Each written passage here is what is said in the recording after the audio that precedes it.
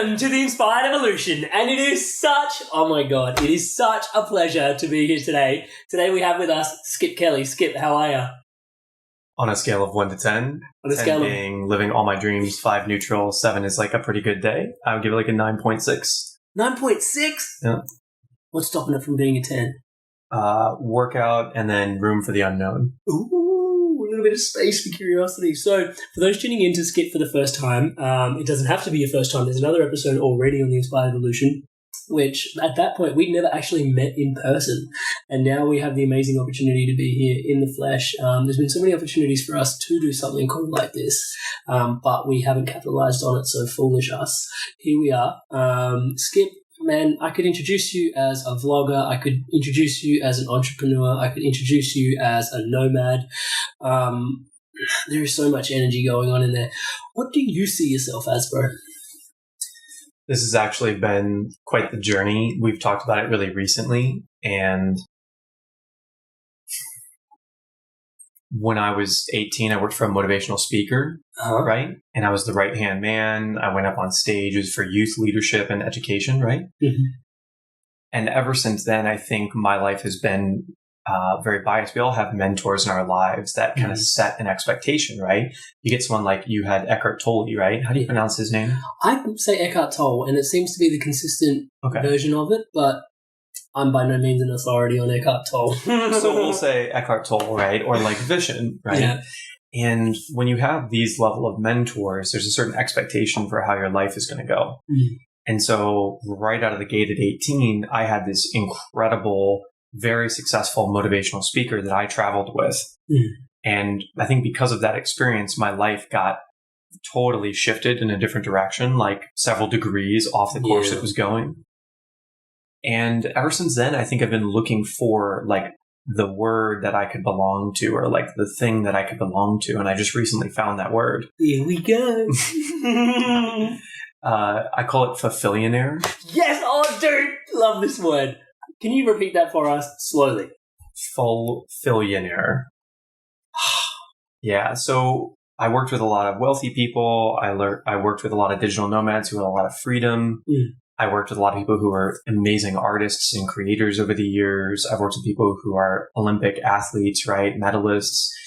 And there was never like the consistency of happiness among these people. Some of them would be happy for periods of time, but I was like, when we talk about success in masterminds or in sports, I just always was wondering, like, when are we going to start talking about success as like fulfillment? Mm-hmm.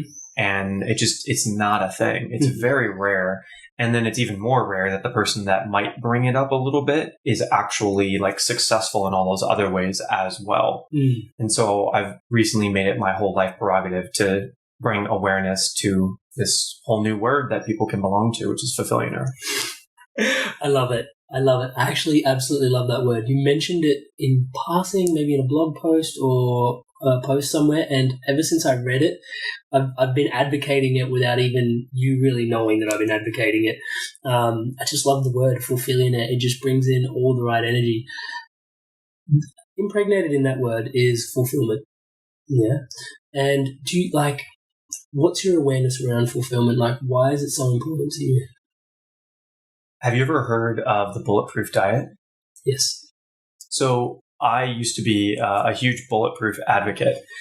And having worked with Olympic athletes and all that stuff, people would always ask me, like, why do you always just drink fat coffee? Yeah. And I was like, fat coffee might be good for you, but the reason I advocate bulletproof is because when you really dig into it, there's no one way to do nutrition when you do this whole bulletproof diet thing. Mm-hmm. There's this big chart and it tells you, if you guys haven't seen this, you can go download the bulletproof PDF, and it's like on the red side, it's things that are more likely to bother you. Mm-hmm. And on the green side, there's things that are more likely to be great for you and help you with your health. Right. So it's not that it's right or wrong. It's just an awareness of what might make you less feel good and what might make you feel better. Right. And so I think with fulfillment, it's quite similar. Mm. There's no one thing, but we could put certain things in the green and certain things in the red. And so right now my team's working on building a little PDF like this with all these different genres of life. So like creativity, art, business, right? Like what are the ones that are probably in the green? If you want to work on global sustainability and impact, it's probably going to make you more fulfilled. If you want to build plastic water bottles and make a bunch of money off it, it's probably in the red. It's probably not going to fulfill you. Right. And so giving people these fun guidelines to play with so that you can build your own fulfilling life and whatever that means to you. But I think the core part of Fulfillionaire and why I think that title is appropriate is it alludes to millionaire, billionaire and how important money is to a fulfilling life. Yeah. And I think it's not so much about, rolling in hundreds, but it is about not having real problems being shelter, food, safety, all those things, right? Right. And from the converse side of looking at it as well, you've also got the idea of fulfillment as currency. Like the energy of, and I remember, I think we were jamming about this, is the fact that, I remember it was a Nito Portal podcast that I was tuning into, and he talks about a lot of people are oriented towards happiness. And happiness is not a bad orientation to have. I want to have an intention for my life, happiness. Sure, at least you have a positive intention. But he goes, a way stronger orientation is fulfillment. And I remember when he shared that with me, it left a bit of a lasting impression. But then obviously being around Mindvalley as well and a lot of visions philosophies, it's cool. What is it that is fulfillment? And I think even as you're sharing, there's these things that bring you into the green and things that bring you into the red. The one thing I've come to learn about fulfillment is it's brilliantly epic because it's so individual in each case, right? It's completely individual. And the reason why it's so important, in my opinion, I love happiness. I've always been the happiness guy. The reason why I shifted to this Fulfillionaire thing is there's seasons of life. And happiness comes from acceptance, but growth comes from change, right? And so if you can just accept where you are, you'll be happy. If you can just accept the reality, you'll be happy. Viktor Frankl, Man's Search for Meaning. You can be happy in any circumstance. Yeah. The question is, are you fulfilled by just being happy? Maybe some people, right? And so it encourages people to go down that path and figure out what are the things that you're passionate about. So I'm very curious. What would you say off the top of your head? You might want to take notes on this, but what are the top 5 things? And let's actually not say this. Let's say, what are the 5 moments you can remember that fulfilled you recently? Really, you were wow, I could die happy right now because of something that occurred. And I'm gonna give you a little preface here because mine is really silly and I want to encourage you to go silly with it if you want to. In Austria, we found a vegan gelato place. Yeah. And every time we got that vegan gelato, I was just it's really it really does. I'm a foodie. I love health food. And so when I can find interesting things like that and I can share that with people and we can just all have that moment of laughing and joy because of that, it's really special to me. And so I think that's an example of a moment of fulfillment. Sweet. So 5 is a lot to come up with right on the spot, but in the same vein of the essence of what you shared, just to use that as kind of a groove to go down, the lunch we had just before, where you saved that extra last little bite of the cake, for me, because it was a health food store, healthy vegan raw cake, amazing, and also just the energy of someone putting me first was really lovely.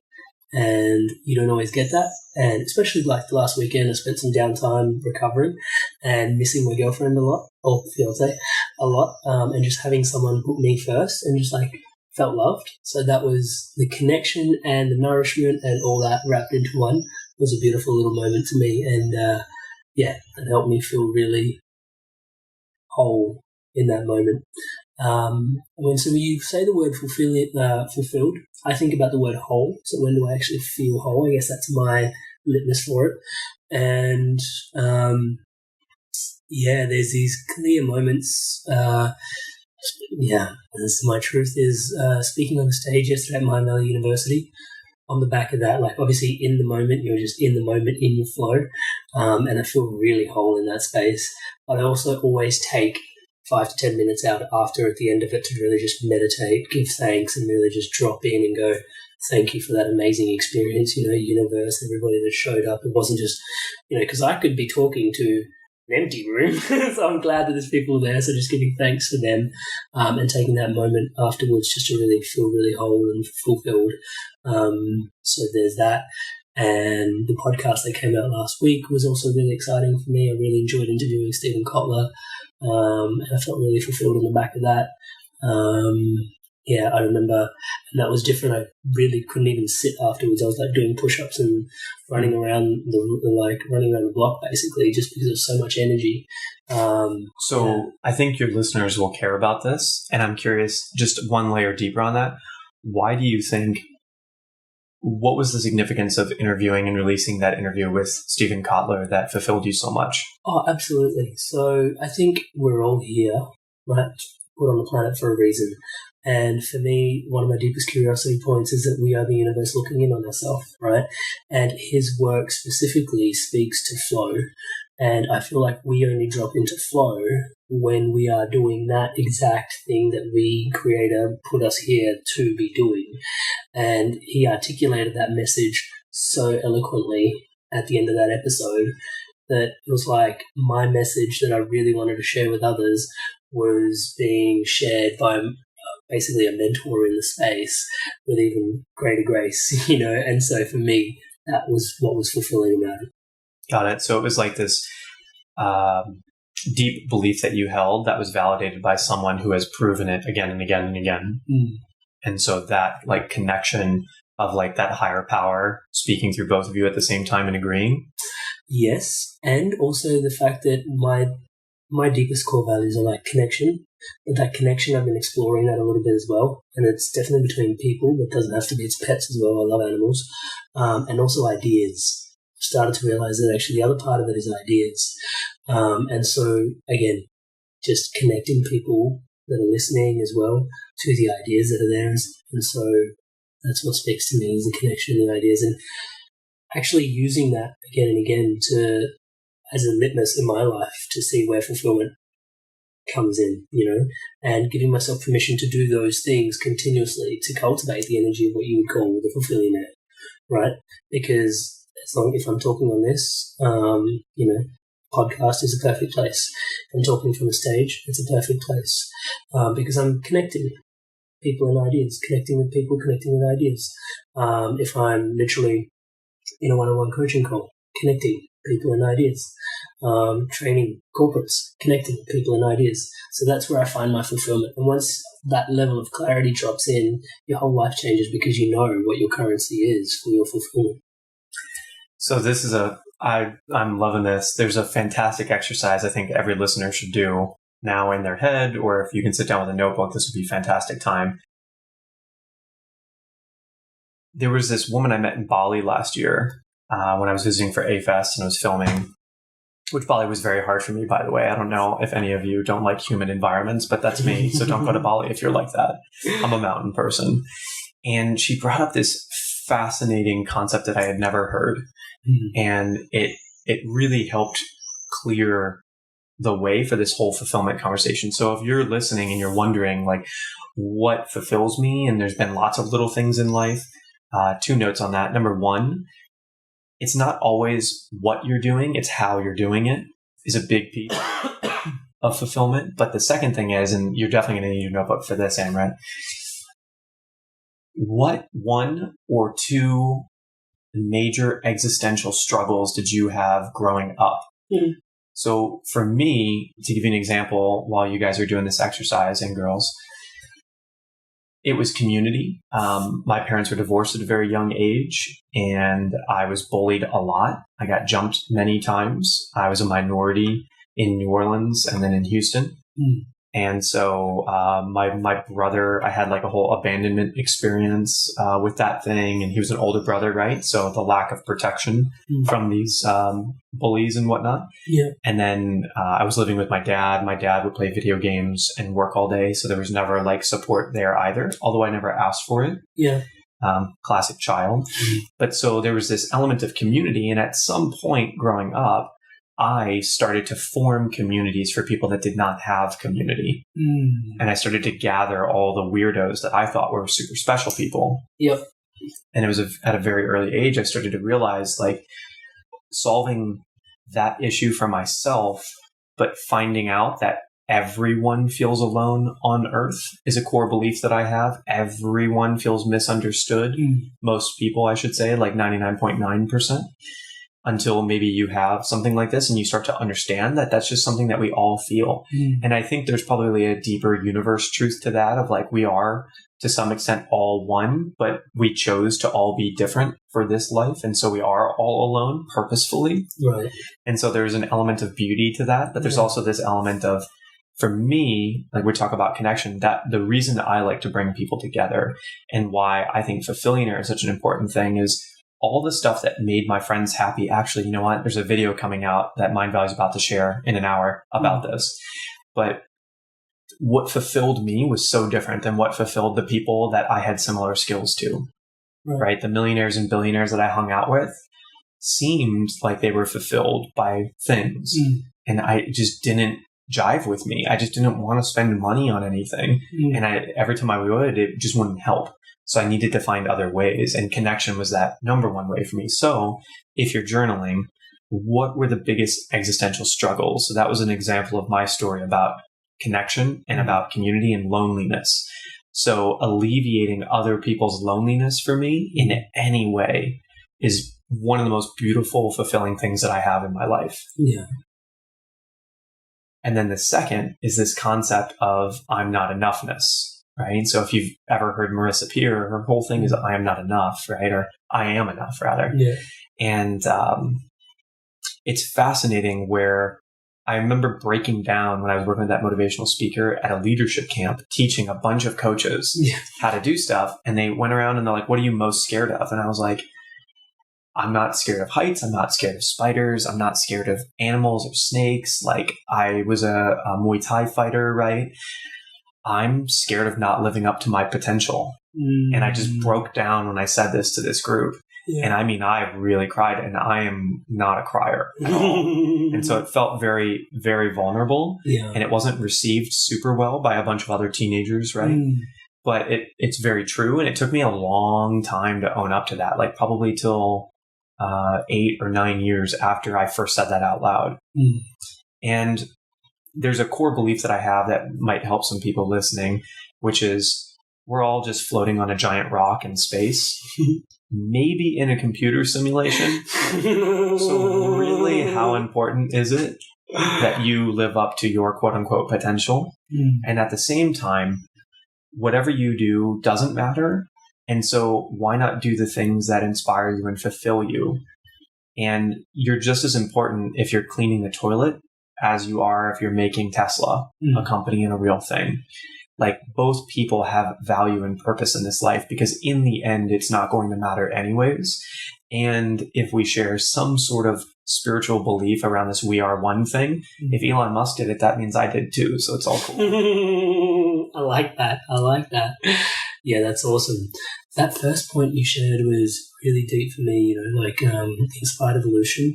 Consistently, I've been finding like these amazing people come onto the podcast, share their insights, and I always make it a point to try and find their story, like what was their story, And one thing I've consistently found is, this is gross, me picking out a number from the air, but I'd say 80% of the people that are doing something amazing for the planet generally have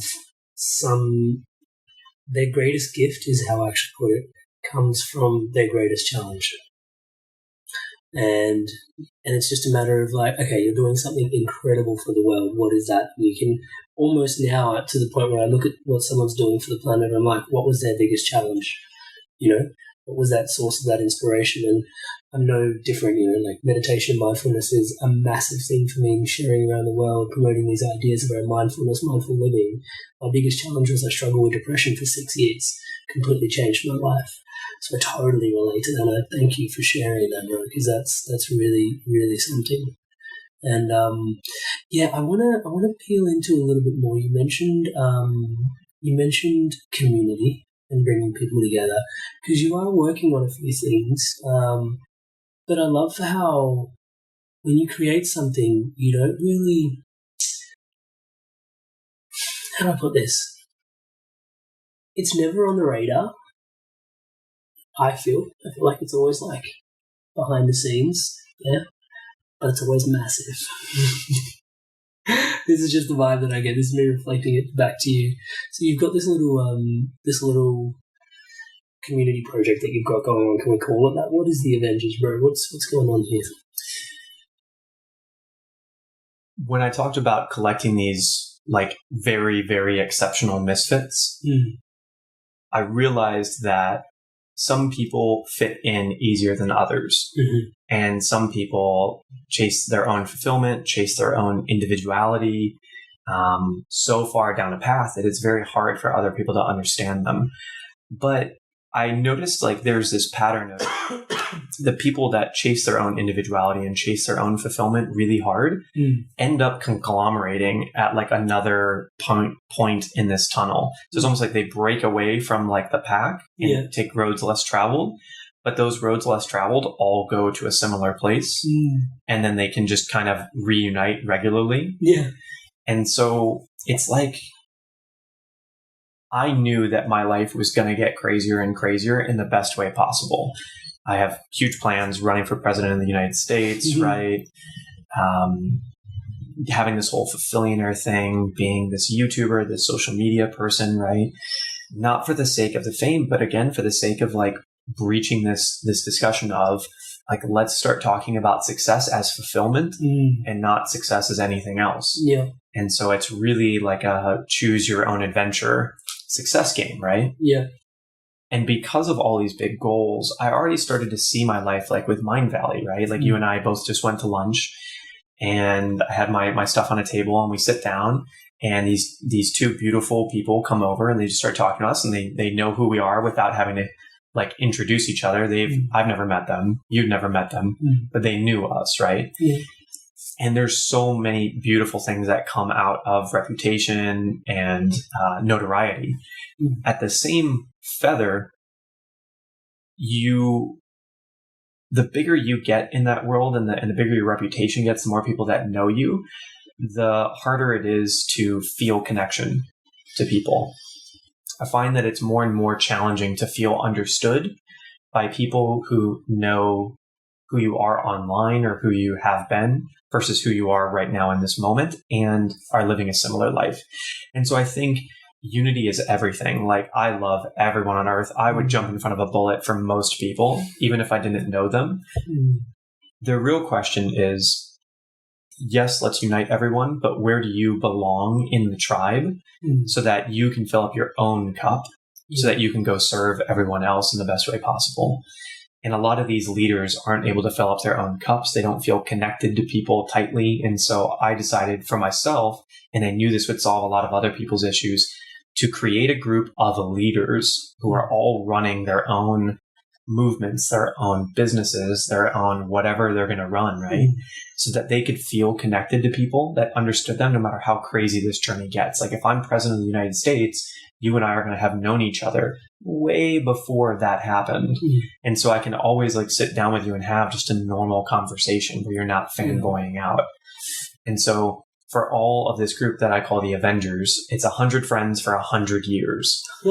Nice. And so right now we're at like 33 or something, but we're slowly collecting these people that have what I call like a similar spark of stardust in them, that have like this very weird, eccentric personality type and very fulfillment driven in a variety of ways. Some of them are younger, some of them are older, but it's interesting when you get them all in a room, how there's just like the frequency just connects with all of them. Chemistry. And I think for everyone, it's important to have tribe. And I think with leaders, they usually say like, it's okay to be lonely. Yeah. And so I take it as a personal responsibility to make sure those leaders are not lonely so that they can create greater things in the world. Perfect. And I think the reason I really wanted to just open up the space around that conversation, thank you so much for sharing, was because you've done it in a really beautiful way, bringing people together and different parts of the world, to come and literally just workshop and share their gifts in a really massive way. And just just the space that is held, incredible, for these people to really find their gifts, share their gifts, be seen, be heard, and be the leaders that they're destined to become was incredible. And I think the reason I really wanted to share that is because it doesn't have to be limited to just you. A lot of us, I feel, can see the greatness in others, and perhaps we don't really know what to do with that. And there's always the opportunity, build a tribe, connect. This is an opportunity to create a community. Can you bring them together into a space over the course of a weekend? 3 to 4, 5, 10, 15, maybe now 33, but it didn't start that way, I think it's really important when you're sharing the sense of community as well.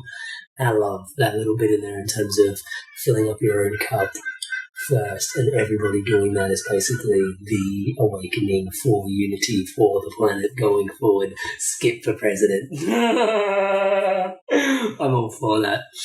So I also want to dive in from there, bro, is finding out what is your inspiration behind the vlogs and the videos that you create? Because for those tuning in and for those that are specifically coming across this podcast, not following the trajectory of the Inspired Evolution, but looking up Skip Kelly online, likely coming across your video creations and who's the person behind that? What is his lens on the universe? And, what are the inspirations there? It's funny. You could probably tell, but I'm tearing up even thinking about it because of how interesting it's been to be on this journey of creating films that I think when I grew up, I always wanted to be the CEO of Disney Films. Oh, man. Oh, that's so interesting. And for some reason, whatever space we're in right now, I think the connecting point is the main characters they were always leaders in these films, right? So if we take an example of even Monsters, Inc., right? Almost every Disney film is a journey, or a Pixar film is a journey about a character doing the normal thing and then realizing that the normal thing isn't what they need to do for them. Mm-hmm. And then feeling alone and separated from the pack. Yeah. And then going on a journey to discover who they really are. And along the way, gathering friends and people that eventually love and understand them. And then it empowers everyone else to go on their own journey. Yep. So literally any Disney story, like Monsters, Inc., that's the exact storyline. Toy Story is the exact storyline, right? Inside Out is 1,000% that storyline. Finding Nemo. Yeah. It's really this is the journey of humanity. And so when it comes to video, what context is important for the listeners?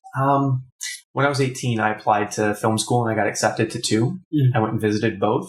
I went to neither because I had no idea how to pay for it. Right. And my family wasn't going to help with that. Yeah. And I was just scared. And in the US, college is a very expensive thing. You go 100, 200 grand in debt. No problem. I couldn't even fathom what $100,000 or $200,000 looked like back then. Which is another gratitude thing now where that's totally fathomable. But I always wanted to help share stories that changed me and empowered me as a child. When you leave the movie theater, did you ever see Fast and Furious? Yeah. And you would leave and you'd get in your car. Or even if you're just walking around and you're looking for the buttons to press the mouse. You ever see John Wick? No. Any military movie, you leave and you're just, or 300, Sparta movie, right? Yes. And you leave and you become a little piece of that character. Mm-hmm. And I think for movies or films that really change us, that character stays with you. Right. To some extent. Do you have any characters that you associate with? Oh, totally. Who? There's a movie that I love. It's actually an Indian movie called Bhag Milkha Bhag.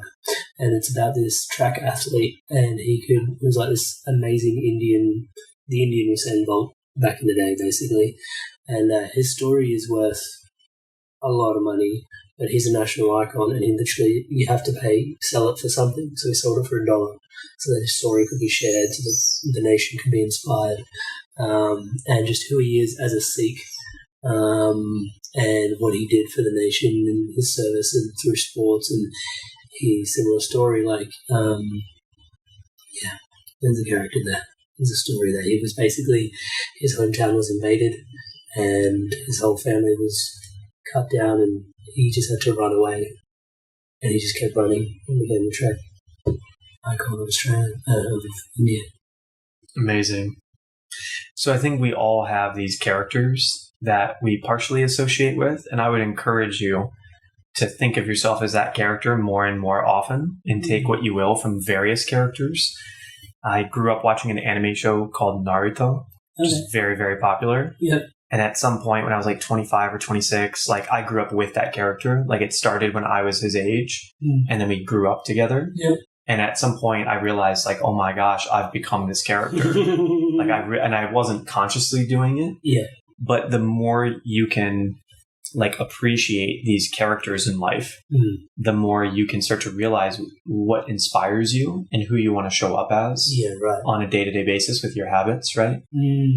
And so as a piece of that, the reason why I do media and why I vlog and why I do anything with social media or video photography is because awareness is really everything.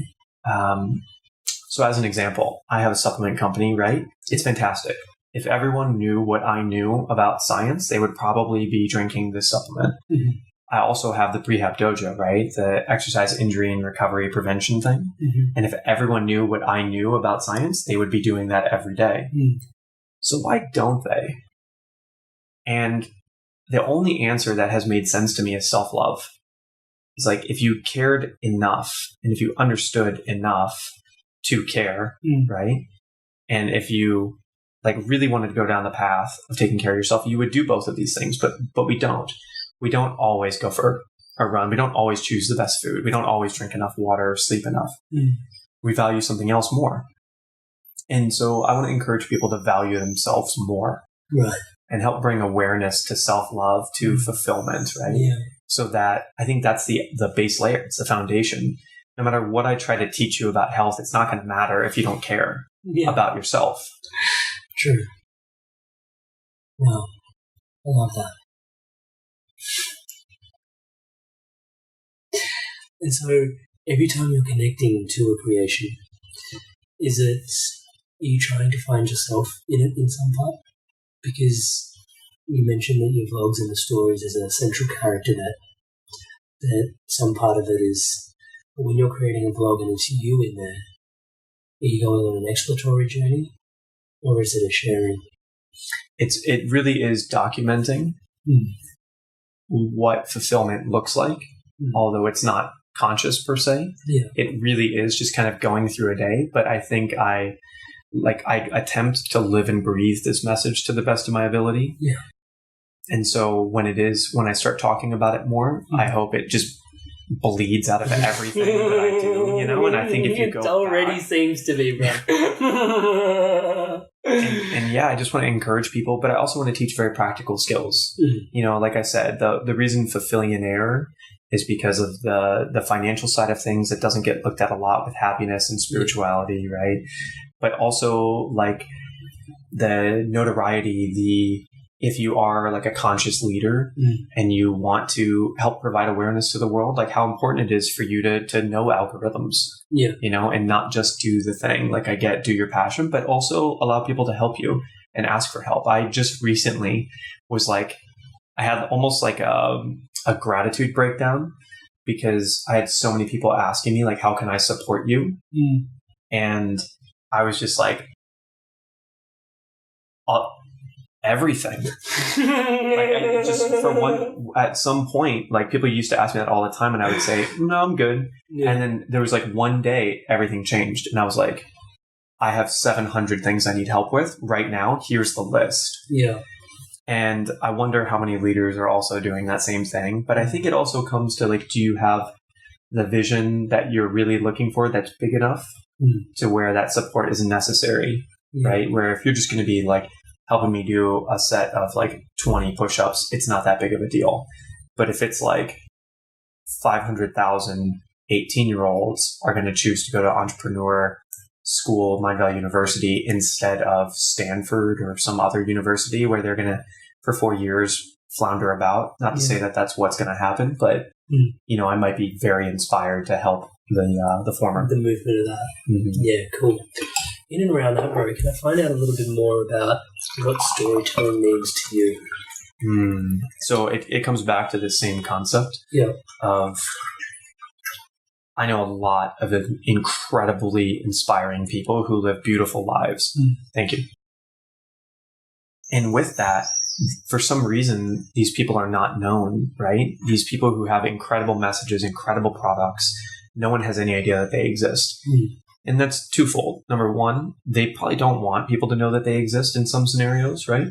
But number two, they have no idea how to let people know that they exist. Yeah. And so when I found out that I had this knack for promoting and campaigning, I was like, cool.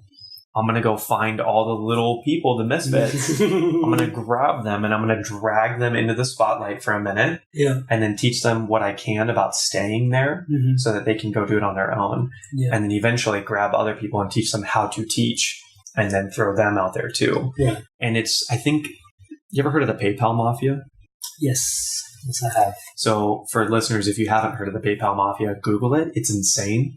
It's basically 20 huge Fortune 1000 CEOs or founders or owners or high-level execs were in PayPal in the inception group of that whole thing, including Elon Musk.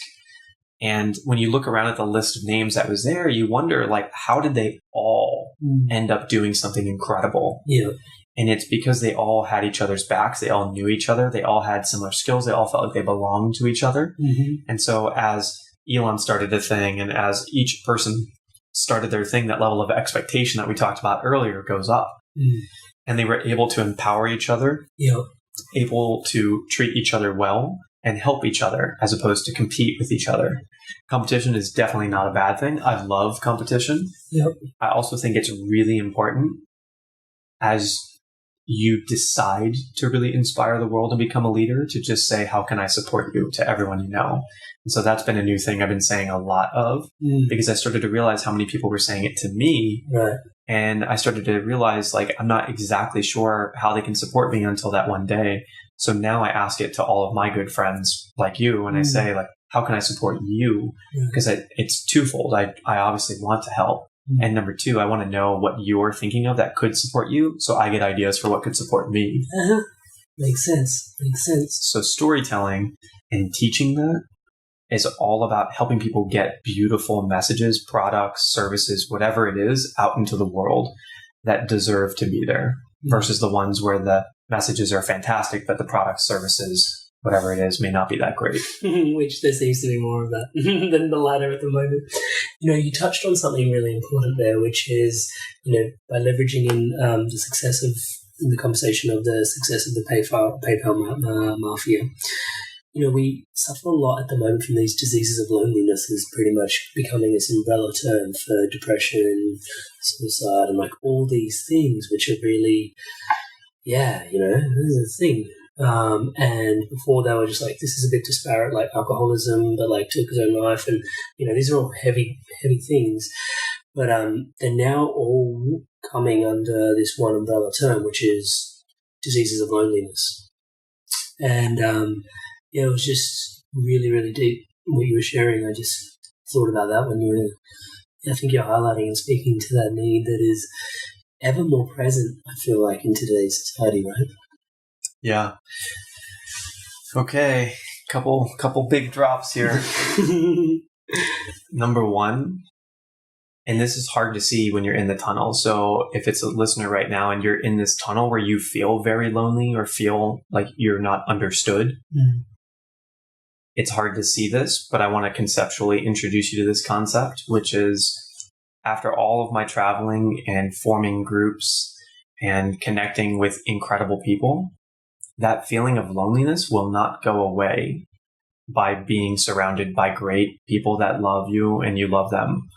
The only thing that will get rid of that feeling is you realizing that that feeling is helping you in some way.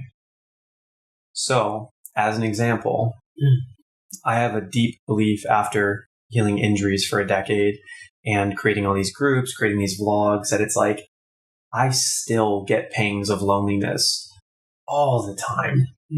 I'm not lonely. Yeah.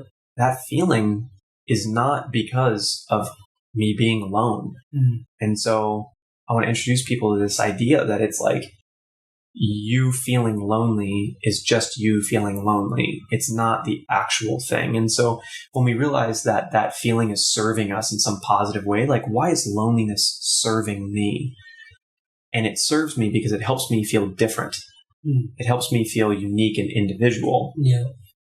And although I still get that feeling, I also appreciate that individuality, that uniqueness, right?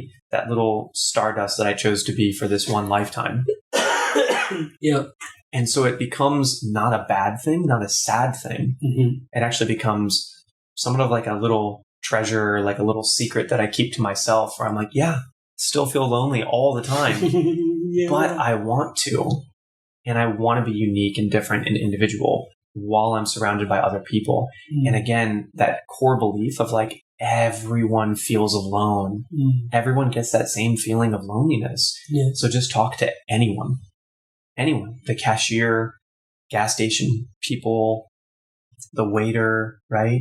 The guy across the street, you bump into someone, like, everyone is feeling lonely right now. So if you just smile, you show a little bit of gratitude, you give a very specific compliment, something that, if I say like, Amrit, I really like your watch, it doesn't mean that much. But if I say, Amrit, I really love the way that you communicate with people, the eye contact that you give, that warmth look that I'm getting right now from you, your incredible laugh, the infectious youing that you do, the drive to never stop, no matter how many obstacles you come across, the love that you show for Kay every time you pick up the phone, the little games that you play, the ways that you correct yourself when you realize you've made a mistake in the moment. You don't wait, you do it in the moment. Oh, she's my girlfriend. Fiance, right? But in so many other ways that are beautiful as well, right? And also, like I also love that you really seem to embrace your masculine side as well. Like, you'll say some harsh things and then you'll be like, oh, I love these people, but here's my harsh thing, but I love these people. And there's that harmony there. And I really appreciate that because it's something that I'm trying to do more and more of in my life. And so when you give people very specific compliments, like, what are you going to say? No, thank you. Yeah, it makes a lot of sense. And so the number one thing I think I've learned about alleviating that feeling of loneliness, if you're there right now, is by connecting to other people, knowing that they feel lonely and helping them feel less alone, you will feel less alone. And specific compliments are definitely the way to go. And I've never had a bad reaction. If it's heartfelt, if it's sincere. Yeah. Man, that is beautiful. That is really profound. And I think it reflects the journey, like, as within, so without. And, I'm really glad we ended up talking about that. So, what inspires you every day to keep going forward? Like, I know you don't know where you're going to be 2-3 months from now. Does God even know?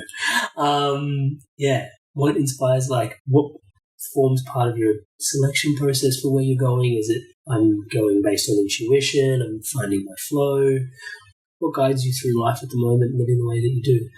Mind you, when we last did the last podcast, you had just been, I think you'd just done your first 10 countries, having only left the States like 3-4 months prior for the first time. So, yeah, just grounding you in a little bit. Yeah, that was 2 years-ish ago, and right now we're speaking in country 39. Yeah. I like to ask myself one question. Yeah. What sounds the most fun today? But fun encapsulates a lot of things, right? Fun encapsulates what's going to provide me short-term and long-term joy or fulfillment, right? So again, I talk about this money thing a lot because money is so important. Like, I wouldn't have been able to do what I did without getting a great skill set and getting a really good money mindset. Yeah. Are you familiar with Amrit Sandhu? No. He wrote the book, I Will Teach You to Be Rich. He changed my life. Right. That book those concepts, listening to him on podcasts, absolutely fantastic. Okay. Lives in New York City. Money mindset is a very important thing, in my opinion, for fulfillment long term. Just understand like what is currency, how does it work in the world, and how can you get the amount that you need to be fulfilled. And everyone is different. So many tangents off that. So the way that I choose things is what sounds like the most fun, short term and long term. So if it takes away from my long term fun because I need to do some sort of work thing that's really important, that also jazzes me, which by the way, this kind of comes back to that other concept of it's all internal. So this concept of like, do I have to or do I get to is very important. The experiential way to understand that is like when I was at the Avengers Summit in Austria, we had that group get together 2 weeks ago in Austria. There was one morning where I was sitting there cooking breakfast for the group of 8 that came to Austria. Incredible people. Usually we're dancing around, loud music is playing, everyone's helping cook, there's stuff flying everywhere, right? A lot of fun at every other Avengers Summit. At this Avengers Summit, it was all the more business-focused people. And I remember on day 2, there was no music playing. Right. There were 6 people sitting at the kitchen table with headphones on working while I was cooking alone for everyone in silence. Different energy. Super different energy. And so in that moment, I was like, fuck. Like, I think I failed. I think I failed with this energy and failed with this group. And I was able to think about that for a minute. And I was like, that doesn't make me feel good or fulfilled or happy to even think about that. If I were fulfilled, if this were perfect, if what's happening right now is the ideal thing, why would that be the ideal thing?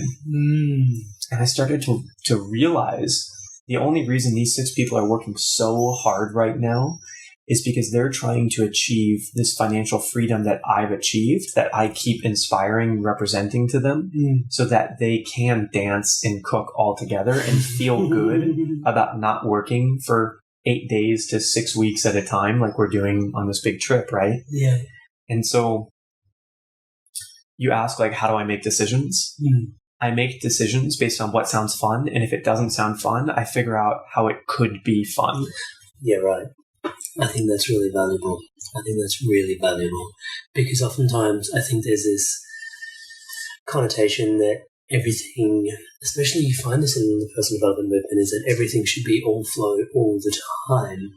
And I always seem to find that those people that I'm inspired by the most tend to be a little bit more grounded than that, in that they have, like something else that's keeping them afloat, something else that's keeping them going, there's something else that's keeping the lights on and ticking and talking, and they commit their energy there. I think that's really important. I think just the way you frame that is, it's a matter of mindset. Like you can flip the script on it and see it like how you choose to look at it. And I think that's what you're alluding to. It's like, do I get to, or do I have the opportunity to actually look at it the way that I want to? That's awesome, man. That's awesome. And go on. There's one big vision statement I think is very important. It's called the Commander's Intent. You ever heard of the book Team of Teams? No. General Stanley McChrystal. Okay. Fantastic. Co-wrote it with his, he was like a colonel or something. Yeah. And this concept of commander's intent is that in an army, if you imagine that there's like a private, sergeant, lieutenant, a colonel, and a general, and then like the president or whoever runs the general, if anyone does, the general is always thinking, win the war so we can stop these people from committing genocide on this culture, right? Yeah. The private is thinking, we need to take those 3 guys down off that hill. The sergeant is thinking, we need to capture that hill and put a big gun on top of it. The lieutenant's thinking, we need to get all 3 of these hills so we have a strategic position. The colonel is thinking, we need to take this side of the country so that the general can get the forces through to win this war. And so the commander's intent is like, what's the big picture so that everyone else knows that the big picture is like claim this area and win this war. So at any point, if they need to change strategies, they always have this guiding North Star. Sure. And so when we talk about fun and we talk about like slogging through the day-to-day of learning how to love the things that you don't love in the beginning, or just doing the things that you don't love, or getting to the point where you can delegate. Yeah. You need this North Star. And so my North Star used to be find the best products in the world that have the worst marketing instead of the worst products in the world, but the best marketing. Yeah. And even out the playing field. Right. That was my journey. Until about 3 months ago, I heard Jay Shetty talk on stage in LA. Yeah.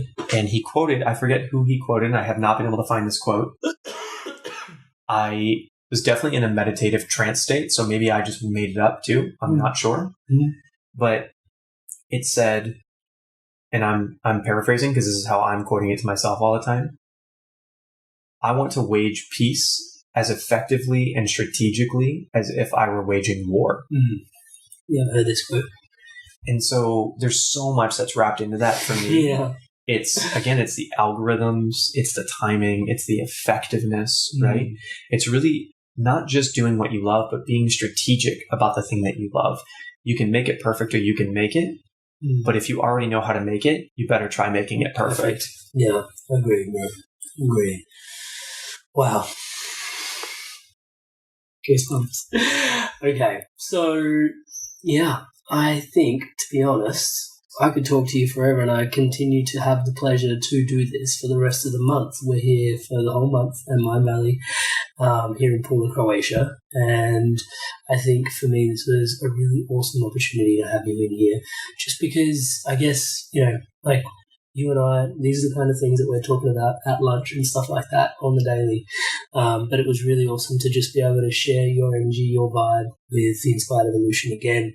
I find it really helpful just having those milestone, looking back where Skip was 2 years ago and those interested in loving the Mindvalley vibe and all the amazing things you offer the tribe here. There is so much that you offer the tribe as well. I just want to take a moment to acknowledge you and thank you for that as well, bro. We all love you so dearly for just the humility and grace with which you do all of that.